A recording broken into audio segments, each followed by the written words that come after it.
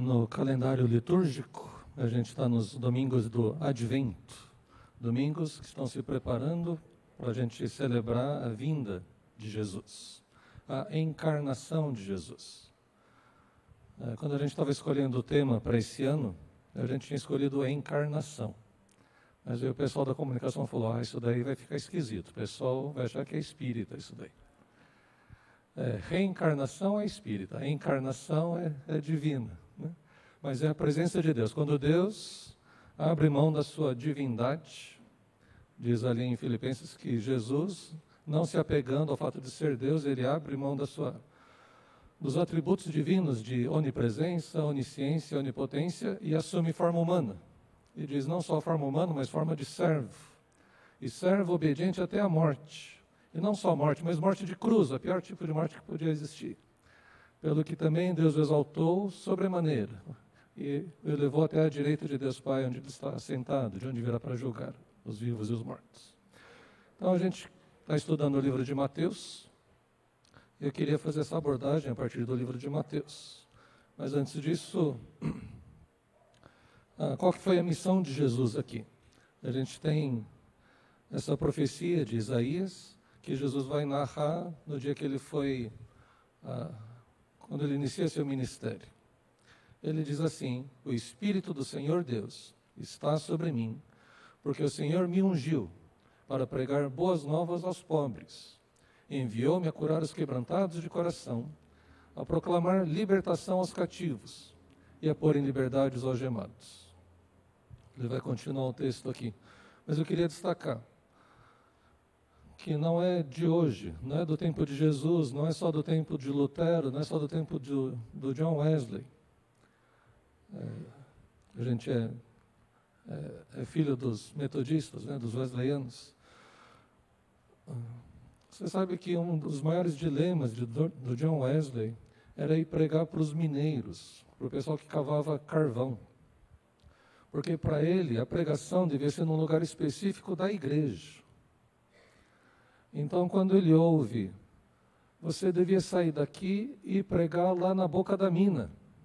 Ele fala, mas lá não é igreja. Como que eu vou pregar lá? Para a gente não faz muito sentido essa dúvida, mas foi uma transformação quando Wesley sai da igreja e vai pregar todas as manhãs, às 4h30, 5 horas da manhã, lá para os mineiros que vão entrar para trabalhar. Porque os pobres dificilmente ouviam o evangelho. Só aqueles que tinham tempo de ir para a igreja, que tinham oportunidade de ouvir. Então Jesus está dizendo, o Espírito do Senhor está sobre mim, porque Ele me ungiu para pregar as boas novas aos pobres. Diferente da teologia da época e revivida nos dias de hoje, não são os ricos, aqueles que são abençoados por Deus, e os pobres são os esquecidos de Deus. Ele está dizendo, Deus nunca se esqueceu do pobre, e por isso as boas novas chegaram para eles. Jesus foi enviado para curar os quebrantados de coração. Ele aqui tem um sentido duplo, porque quebrantado de coração pode ser aquele que se reconhece impossível de chegar a Deus se não for através de Jesus.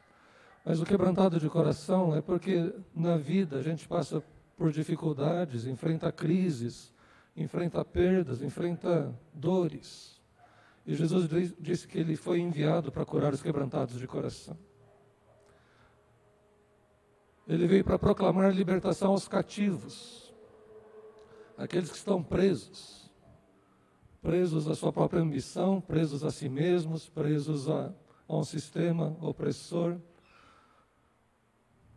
presos por alguma coisa, presos às drogas, presos ao excesso de trabalho, preso a você mesmo. E Ele veio pôr em liberdade os algemados. Aqui não está falando que Ele vai libertar os criminosos, mas é que nesse mundo antigo, e esse mundo antigo não é tão antigo assim, até a década, o início do século passado, até o começo da Primeira Guerra, havia esse tipo de prisão por dívida. Quando você não tem mais dinheiro, as pessoas se vendiam como escravos. E isso é lá no mundo asiático, né, no mundo do Oriente Médio, mas também no Japão era assim, na China era assim. Na China foi assim até a década de 50. Na Europa era assim, né? Inglaterra, França, você fala assim, puxa, lá é país avançado? Não é, né? Lá tinha escravos. Dizem que tem escravos até hoje. E Jesus veio para apregoar o ano aceitável do Senhor, e aqui ele termina o seu discurso, mas Isaías continua dizendo também: apregoar o dia da vingança do nosso Deus, e a consolar todos os que choram, e a pôr sobre os que choram em Sião uma coroa em vez de cinzas. Porque quem está chorando jogava cinzas na cabeça, para mostrar a sua humilhação, seu sentimento de que preferia estar morto, né? Então ele se enterra, ele joga terra, os cinzas na cabeça. Ele está dizendo: vou colocar uma coroa na sua cabeça no lugar das cinzas. Vou ungir você com óleo de alegria, trocar suas lágrimas por óleo de alegria. Mais que isso, você vai trocar a sua roupa. Você não vai ter mais esse espírito angustiado, mas vai ser vestido com vestes de louvor, um manto de louvor. E esses que choram sobre Sião serão chamados carvalhos de justiça, plantados pelo Senhor para a sua glória. Essa é a promessa do Messias, é isso que os judeus esperavam. E aí, se você entende que os judeus estão ali no primeiro século, aliás, o primeiro século, chama primeiro século justamente por causa de Jesus, vocês sabem disso, né? Estamos em 2019, depois de Cristo. Na verdade, quem fez o calendário ali errou um pouquinho, não tinha computadores para fazer o cálculo, ele errou um pouquinho. A gente, na verdade, está em 2024, 2025 depois de Cristo. Mas o calendário que a gente está usando é 2019, e tudo bem também, não tem problema, né? Mas quando a gente abre o livro de Mateus, a gente vê a linhagem humana e a linhagem divina de Jesus. Mateus 1, versículos de 1 a 17, e a gente não vai ver hoje aqui detalhadamente, mas tem uma lista grande de nomes. 3 grupos de 14 nomes. Muitas gerações. Acho que a minha voz está bem ruim, não dá para ouvir o que eu estou falando? É? Dá para ouvir? Que bom. Mas uma coisa interessante nessa genealogia de Jesus, se eu falar assim, talvez fique mais, né? Na genealogia de Jesus, diferente das outras genealogias, tem nome de 4 mulheres. A gente já até viu uma vez sobre essas 4 mulheres. Lembra o nome delas? Raabe, essa é a segunda, né? Ruth, a terceira. Tamar é a primeira. Tamar, Raabe, Ruth e tem mais uma. Aquela que tinha sido esposa do Urias. Batseba, fora Maria, que seria a 5ª mulher. O interessante é que essas mulheres, não só pelo fato de serem mulheres, mas elas não são judias, elas são gentias. Especialmente Ruth. Ruth é moabita. Raabe, e vem o título dela, Raabe, a que tinha sido prostituta. Ela foi lá de Jericó, a primeira cidade conquistada quando os judeus entraram na Terra Prometida. Então são não-judeus que fazem parte da genealogia de Jesus, e mulheres. Por que era importante, né? E aí Mateus vai apontar que Jesus é filho de Davi, que é filho de Abraão. Era importante que tivesse uma genealogia que apontasse ele, que o qualificasse como rei. Precisava mostrar que ele era descendente de Davi, porque estava escrito várias vezes na Bíblia que Deus daria um descendente para Davi, que ocuparia o trono de maneira eterna, ficaria para sempre no reino. Então, quando a gente está lendo o livro de Mateus, a gente vai ver que Jesus veio para ser rei não só dos judeus, mas veio para ser rei do mundo, veio inaugurar um novo reino. Por isso ele vai falar do centurião, que era gentil, vai falar da mulher Ciro-Fenício, do bom samaritano. E do 18 a 25 vai falar dessa descendência divina. É aqui que a gente vai gastar mais tempo hoje. O nascimento de Jesus Cristo foi assim. Maria, sua mãe, estava comprometida para casar com José. Comprometida quer dizer que estava noiva. É diferente dos dias de hoje, mas era feito um acordo e já estava selado. Seria registrado o casamento futuro dos dois. Então não pode haver rompimento desse casamento arranjado, a não ser como se fosse um divórcio. Então Maria, sua mãe, estava comprometida para casar com José, mas antes de se unirem, ela se achou grávida pelo Espírito Santo. Tem mais detalhes sobre esse negócio aqui lá em Lucas. Lucas vai falar dos anjos, né, que primeiro falou com a Isabel, que era esposa do Zacarias. Eu fiquei sem voz, fiquei pensando, será que eu sou incrédulo também? Estou esperando uma promessa. Mas eu li direitinho. O Zacarias ficou surdo. O pessoal tinha que fazer sinais para ele. Então ele não só ficou mudo, mas ficou surdo. Ele disse que ele conseguiu abrir a boca. Então aconteceu alguma coisa que ele não abria a boca. Né?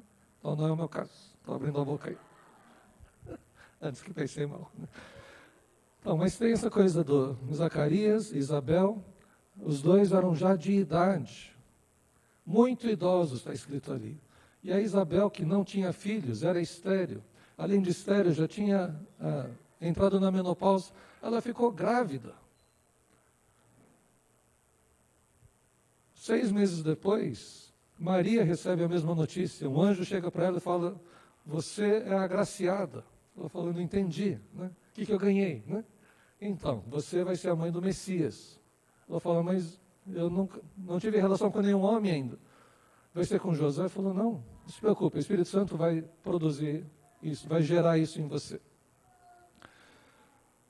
E aí o José viu a Maria grávida, e agora? Né? Engravidar durante o noivado seria fornicação. Fornicação é ter relação antes do casamento. Ou já seria adultério, se ela tivesse engravidado de outra pessoa. O José sabia que não foi ele. Né? Eu tenho certeza absoluta, não fui eu. Ela está grávida. Então, qual a conclusão? Não é fornicação, é adultério. Ela deitou com outra pessoa. Não é meu filho isso daí. Aí José, com quem Maria estava para casar, sendo um homem justo, não querendo envergonhá-la em público, resolveu deixá-la sem que ninguém soubesse.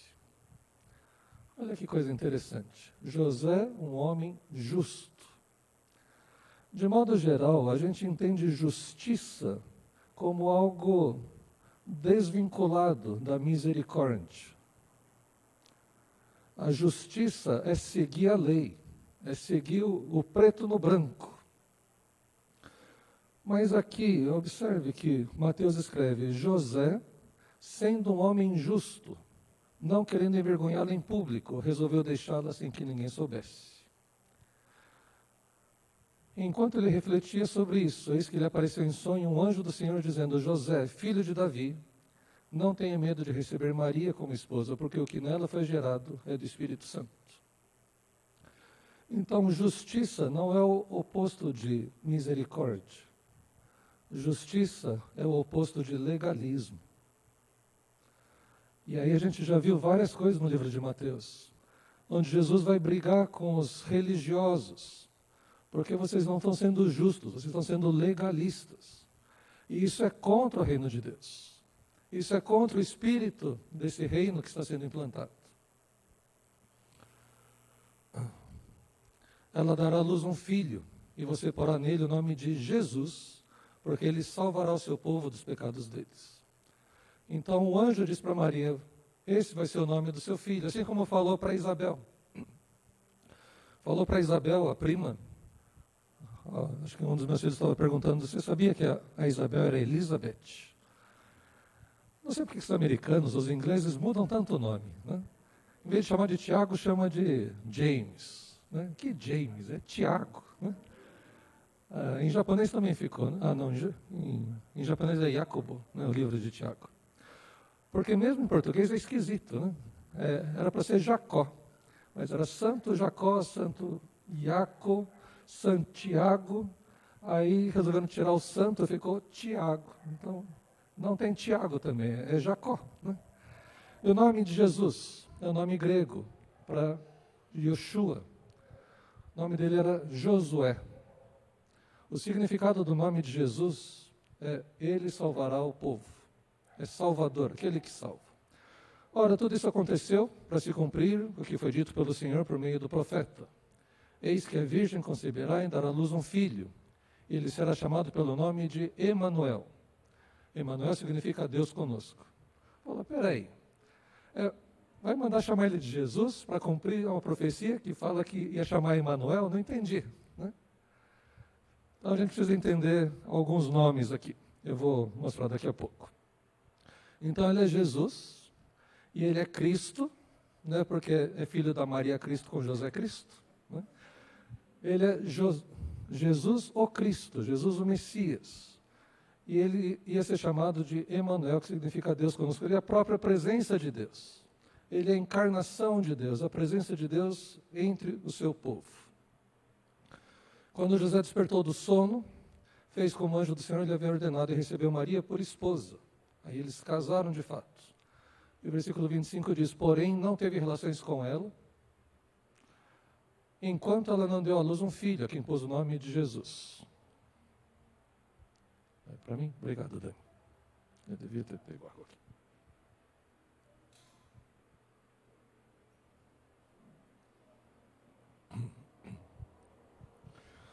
Tento explicar para o pessoal que tem coisas que são cristãs, tem coisas que são católicas.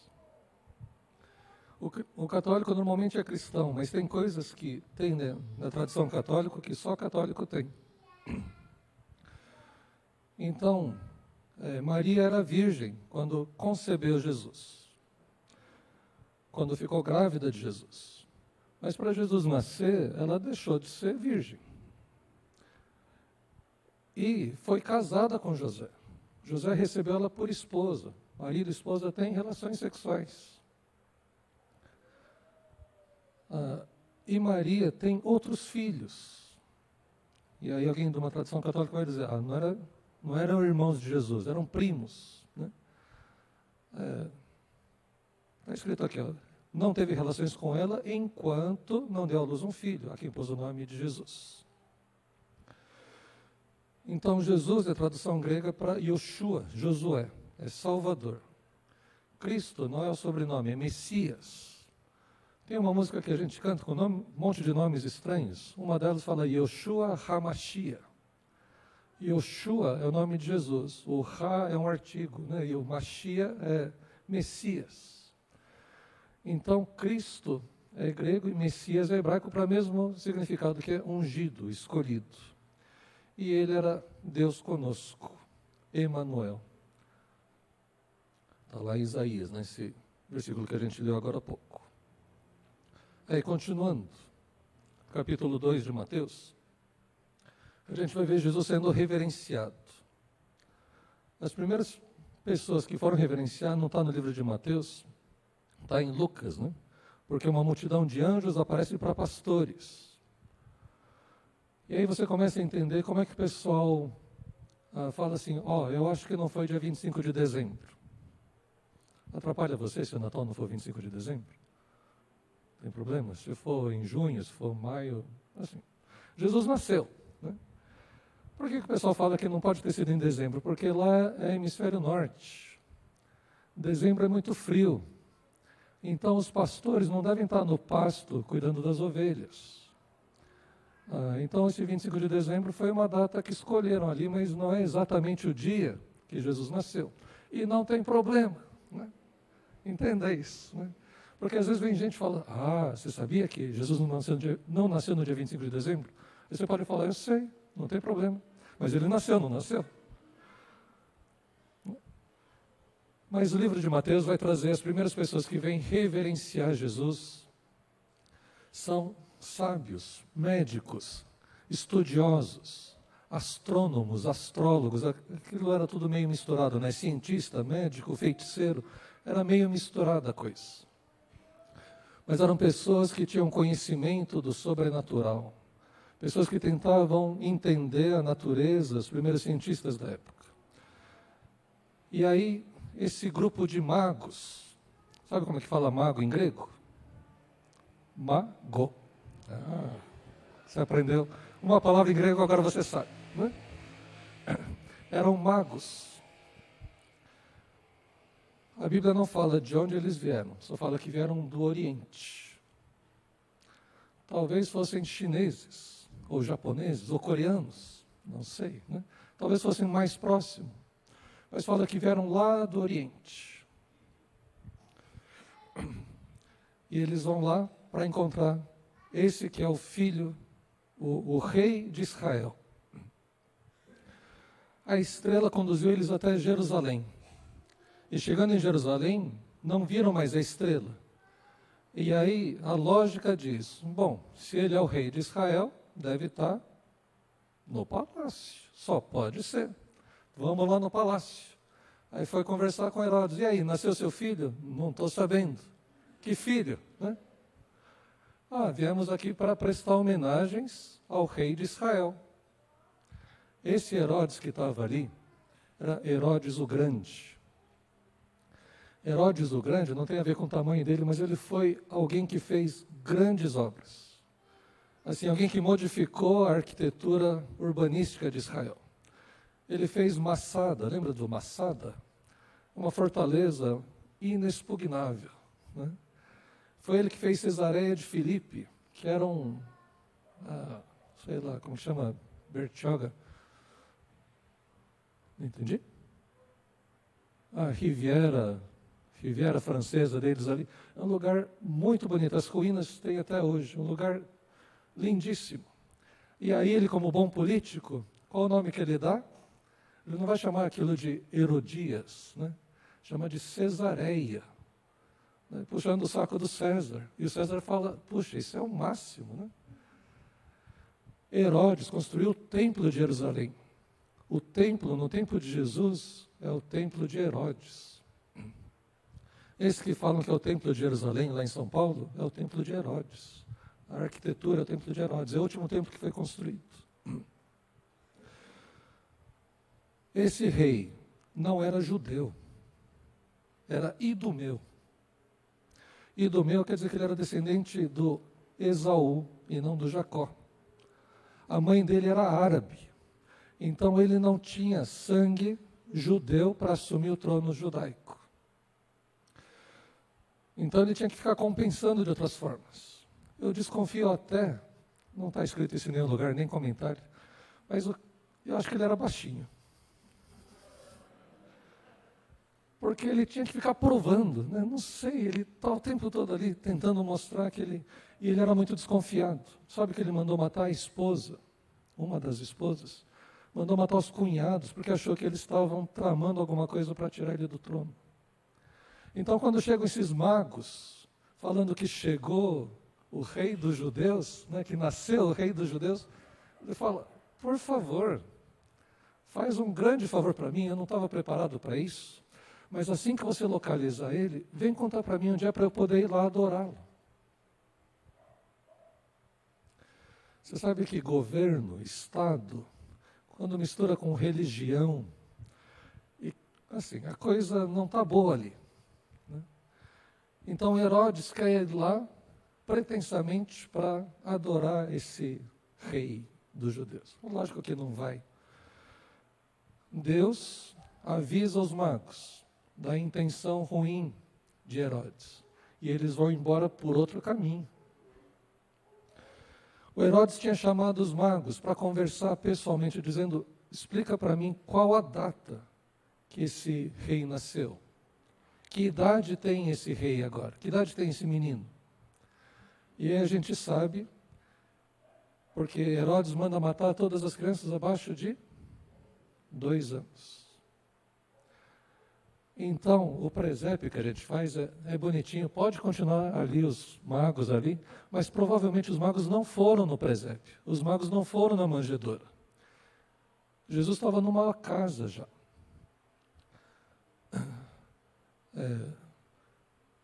Mas Herodes manda matar todas as crianças abaixo de 2 anos. Porque essa era a idade que tinha sido revelada pelos magos para ele. E aí diz o texto que houve-se um choro em Ramá. Um choro como se Raquel tivesse perdido seus filhos. E é interessante que Mateus registra isso porque Belém, onde os os escribas, os sacerdotes disseram que devia ser... Deixa eu voltar. Os magos perguntaram para o rei, onde que nasceu esse menino? E o rei não sabe dizer. Aí ele chama os sacerdotes, os escribas, os teólogos da época, e pergunta para eles, onde que vai nascer esse filho do rei, ou esse rei dos judeus? Eles vão lá, pesquisam e falam, está lá em Miqueias 5:2. Vai nascer em Belém. Aí o Herodes fala para os magos, foi lá em Belém que ele nasceu. Falou, tá bom, então a gente vai lá procurar. Aí, voltando para onde eu estava antes.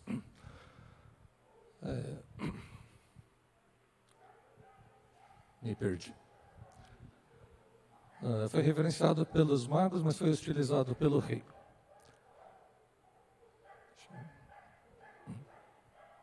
Esperando se volta.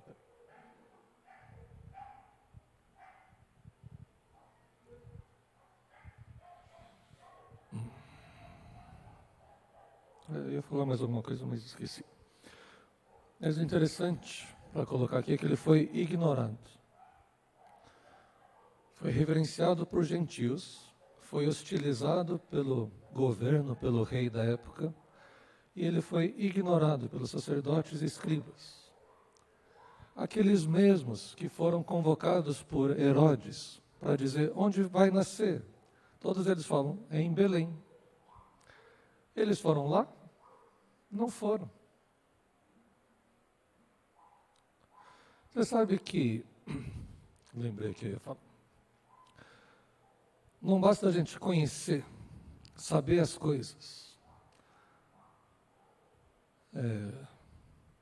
O conhecimento sobre Deus devia produzir o que produziu nos magos. Porque os magos, quando encontraram o bebê, eles se ajoelham. Eles adoram o menino. O conhecimento que não leva à adoração, à admiração, a você dizer, Deus, né? Que bonito, Deus, que incrível. Né? Esse conhecimento só vai endurecendo o seu coração. Então, não sei com quem você se identifica.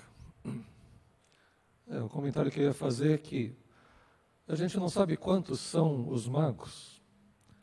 A gente fala que são 3 porque ofereceram ouro, incenso e mirra. Então, cada um levou um, deve ser 3, né? Mas podia ser 2, um levou 2 coisas, podia ser 8, a gente não sabe. A tradição diz que são 4, tem até nome para eles, né? Baltazar, Melquior, tinha os nomes ali. Mas a gente não tem da Bíblia essa referência. Mas o que a gente tem aqui da Bíblia é que eles, ao encontrarem com Jesus, eles se ajoelham, se prostram e adoram. Continuando a história, a gente vê o bebê real fugindo para o Egito, porque Herodes ficou sabendo que os magos foram por outro caminho, ele quer matar a criança. Então Herodes mentiu. Herodes depois mandou matar. Quem que é o pai da mentira? Quem que é assassino? Então tem a oposição satânica aqui, usando pessoas. E aí Mateus vai dizer, sabe por que eles fugiram para o Egito? Porque está escrito, do Egito chamei meu filho. O que Mateus está dizendo para os seus ouvintes, para os seus leitores é, sabe, está tudo debaixo do controle de Deus. A ameaça de morte, a fuga, que parece algo bastante humano, isso também é de Deus. Isso é para cumprir uma das profecias ali. Depois disso, acontece a matança em Belém, e aí tem também o cumprimento de uma profecia. E aí quando eles estão voltando, quando eles sabem que Herodes morreu, eles estão voltando para Jerusalém. E aí descobrem que quem está ali é o filho dele, o filho chamado Arquelau, Herodes Arquelau. E aí eles sabem, esse Arquelau não é gente boa, é igual ou pior que o pai dele. Melhor a gente ir para outro lugar. Aí eles vão morar em Nazaré, na Galileia, na parte norte. E é interessante isso também, porque aí ele é chamado de Nazareno. Diz Mateus que isso é para cumprir a profecia, que ele ia ser chamado de Nazareno. E na época do seminário eu fui pesquisar isso. Onde está isso daí? Porque olha na sua Bíblia, você vai ver que não tem uma referência. Todas as outras profecias falam, isso daqui está em Isaías, isso está em Oséias, isso daqui está em Jeremias. Quando chega do Nazareno, não tem. Onde está escrito que é Nazareno? Então, provavelmente ele falou assim, ó, a palavra Nazaré lembra Natsé, e Natsé quer dizer broto, renovo. E aí você vai lembrar daquele renovo, que a árvore foi cortada, mas aí ia nascer um novo ramo. A partir desse novo é que Deus iria constituir um povo de Deus. Conhecendo todas essas coisas, sabendo que Deus está no controle de todas as coisas. Eles não sabiam, quando Jesus começa o ministério, que Jesus tinha nascido em Belém. Lembra que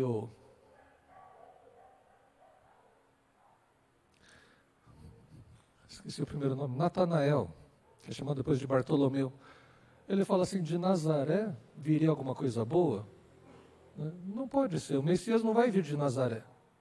E de fato não veio de Nazaré, ele veio de Belém, onde estava escrito que ele ia nascer.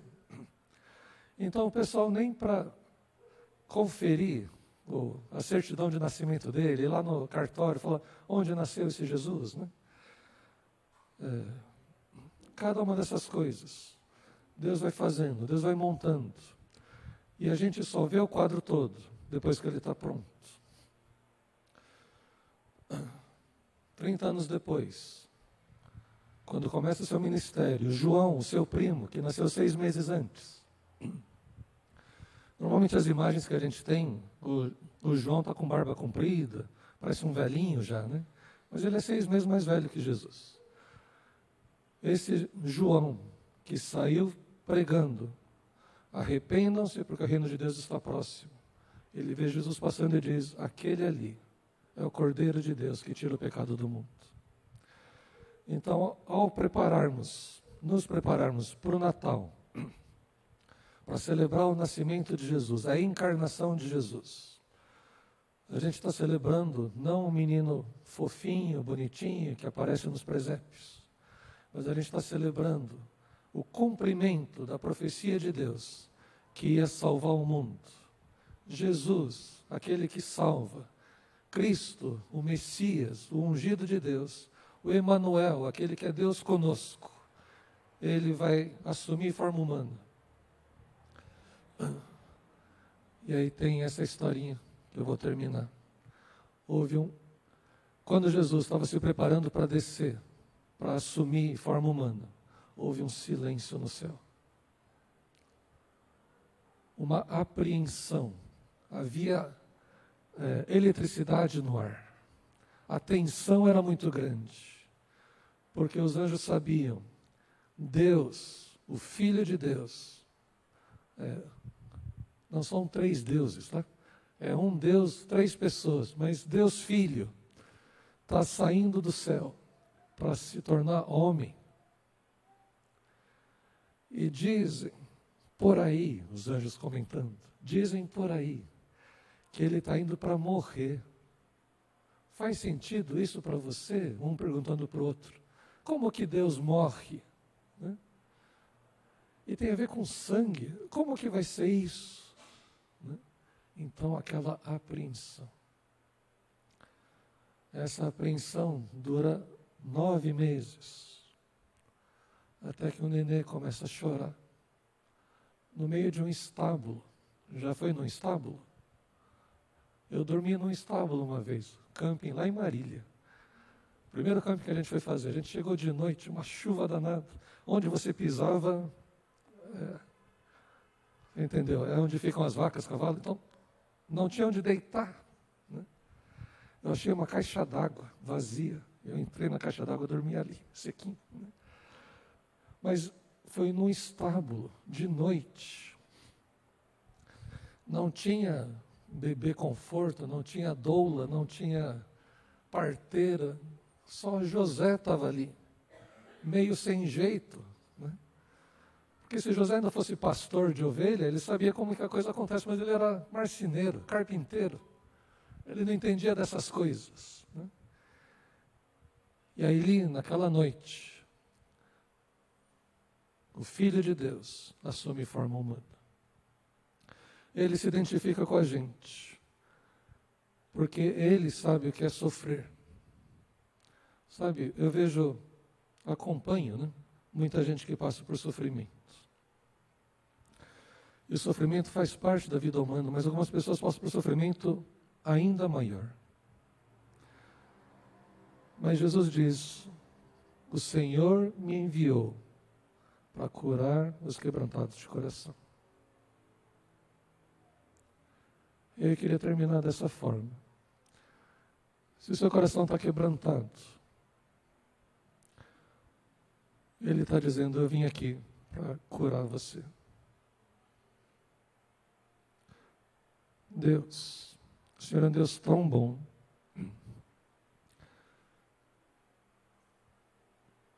A Bíblia diz que o Senhor amou tanto o mundo, que ao invés de destruir esse mundo pecaminoso, o Senhor mandou seu Filho para morrer por ele. E Jesus aqui,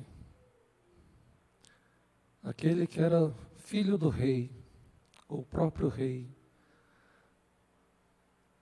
se submeteu a uma vida de limitações, uma vida de privações, uma vida que depois se tornou uma vida de sofrimento, sofreu traição, sofreu fisicamente, sofreu o afastamento do Senhor. Tudo isso para que pudesse pagar pelo meu pecado e pelo pecado de cada um que está aqui. Deus, queremos te agradecer por esse amor tão grande. E aí as palavras não são suficientes. Queremos te adorar, Senhor, por causa desse plano tão diferente, tão inusitado, para nos resgatar para a tua presença. E quero orar, Deus, hoje, porque assim como o Senhor veio e cumpriu muitas profecias, que o Senhor possa cumprir na manhã de hoje o propósito de curar aqueles que têm coração quebrantado. O propósito de libertar aqueles que estão cativos, que estão presos a vícios, presos a tanta coisa. Deus, traz a tua cura, traz a tua libertação. Cremos em Ti, por isso oramos, em nome de Jesus. Amém.